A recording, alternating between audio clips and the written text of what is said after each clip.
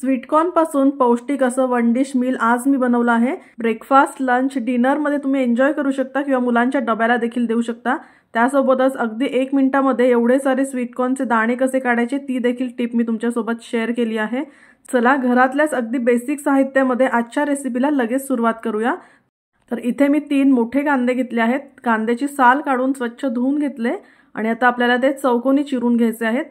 कांदे पोह्यासाठी जसं आपण कांदा चिरतो ना अगदी त्याच पद्धतीने रफली आपल्याला कांदा चॉप करून घ्यायचा आहे। हिवाळ्यामध्ये मस्त काहीतरी गरमागरम पौष्टिक खावंसं वाटतं तर त्यासाठी आजची रेसिपी अगदी परफेक्ट आहे।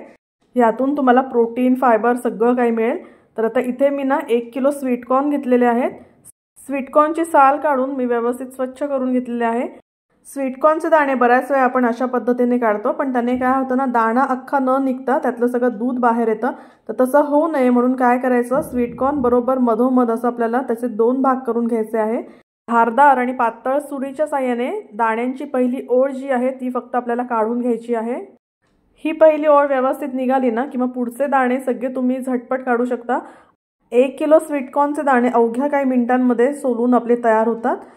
तर आहे की नाही सोपी ट्रिक। आणि स्वीटकॉर्नचे दाणे असे जर तुम्ही आदल्या दिवशी काढून ठेवले ना तर दुसऱ्या दिवशी मुलांच्या डब्याला देखील हा नाश्ता तुम्ही अगदी झटपट करून देऊ शकता। तर इथे तुम्ही बघू शकता अगदी छान असे आपले स्वीटकॉर्नचे दाणे निघाले आहेत। अजिबात जरा सुद्धा वाया गेलेले नाहीयेत। 1 वाटी आपल्याला चना डाळ स्वच्छ धुवून भिजत घालायची आहे। तर साधारण 4 ते 5 तास मी इथे चना डाळ भिजत घातली होती आणि आपण तोडून बघूया आतपर्यंत व्यवस्थित भिजली गेलेली आहे। आता यातलं जे एक्सेस पाणी आहे ना ते सगळं काढून टाकायचं आणि मिक्सरच्या जारमध्ये आपल्याला ही थोडीशी दरदरीत अशी वाटून घ्यायची आहे। चना डाळ घातल्यामुळे स्वीटकॉर्नचा चिवडा आपला प्रोटीन युक्त होतो शिवाय मोकळा देखील होतो। यामध्ये घालूया 4 ते 5 लसूण पाकळ्या आणि 1 हिरवी मिरची। तुमच्याकडे जर तिखट खायला आवडत असेल तर यामध्ये तुम्ही हिरवी मिरचीचं प्रमाण वाढवू शकता। 1 चमचा जिरे घालूया आणि आता हे मिक्सरला आपण थोडंसं दरदरीत असं वाटून घेऊया। हे पहा अशा पद्धतीने आपल्याला हे खूप जास्त बारीक करायचं नाही, थोडंसं जाडसरच ठेवायचं आहे जेणेकरून आपला चिवडा छान मोकळा होईल। नाहीतर स्वीटकॉर्नचा चिवडा ना बऱ्याच वेळा चिकट होतो तर तसं होऊ नये म्हणून ही ट्रिक नक्की वापरा, शिवाय आपला चिवडा पौष्टिक देखील होतो। 1 किलो स्वीटकॉर्न मधले अर्धी वाटी दाणे मी बाजूला काढून घेते।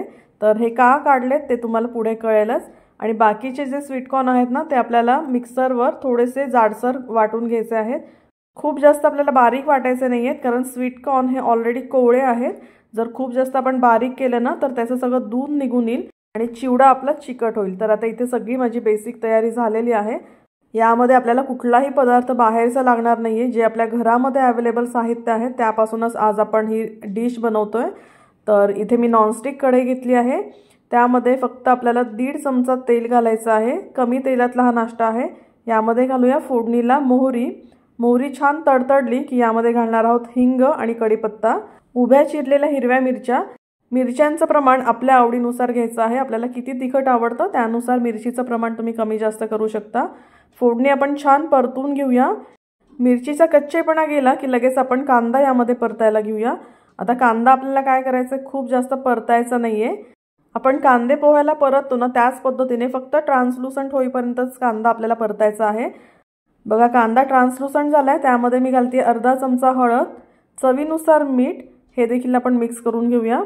अगदी साधी सोपी पण पौष्टिक आणि चविष्ट अशी आजची आपली रेसिपी आहे। या स्टेजला आपण यामध्ये घालणार आहोत अर्धी वाटी स्वीटकॉर्नचे दाणे, जे आपण सुरुवातीलाच बाजूला काढून ठेवले होते। स्वीटकॉर्नचे दाणे कांद्यामध्ये फक्त अगदी मिनिटभर परतायचे आणि त्यामध्ये लगेचच आपण जे हरभरा डाळीचं मिश्रण बनवून घेतलं होतं ना, वाटण बनवून घेतलं होतं ते ॲड करणार आहोत। तर आता यामध्ये डाळ आपल्याला व्यवस्थित मिक्स करून घ्यायची आहे, छान परतून घ्यायची आहे कारण डाळीतला कच्चेपणा सगळा गेला पाहिजे। डाळ छान व्यवस्थित मोकळी झाली पाहिजे म्हणजे मग आपला चिवडा पण मस्त मोकळा होईल। झाकण लावून आपण ह्याला एक छान दणदणीत वाफ काढून घेऊया। कॉर्न चिवडा बनवण्यासाठी ना आज मी खूप कमी तेलाचा वापर केलाय, नाही तर नॉर्मली जेव्हा आपण बनवतो ना तेव्हा कॉर्न चिवड्यासाठी खूप जास्त तेल लागतं। तर आज मी कमीत कमी तेलामध्ये हा चिवडा बनवतेय। कमी तेलामध्ये देखील हा चिवडा खूप जास्त टेस्टी बनतो। डाळ मी जसं म्हटलं तसं आपल्याला व्यवस्थित परतून घ्यायची। डाळ अजिबात कच्ची राहता कामा नये। तर याला पुन्हा एकदा झाकण लावून आपण 5 मिनिट वाफ काढून घेणार आहोत। आता आपली डाळ व्यवस्थित शिजली आहे, डाळीसोबतच आपला कांदा देखील छान सॉफ्ट झालेला आहे। आता यामध्ये आपण घालूया मिक्सरला बारीक केलेले स्वीटकॉर्न। हा नाश्ता इतका पौष्टिक, दमदमीत आणि चवदार आहे ना की एकदा बनवला तर तुम्ही नेहमी बनवाल। यामध्ये आपण अर्ध्या लिंबाचा रस पिळून घेऊया। स्वीट कॉर्न ऑलरेडी थोडेसे गोड असतात, शिवाय आपण यामध्ये कांद्याचा देखील भरपूर वापर केलेला आहे।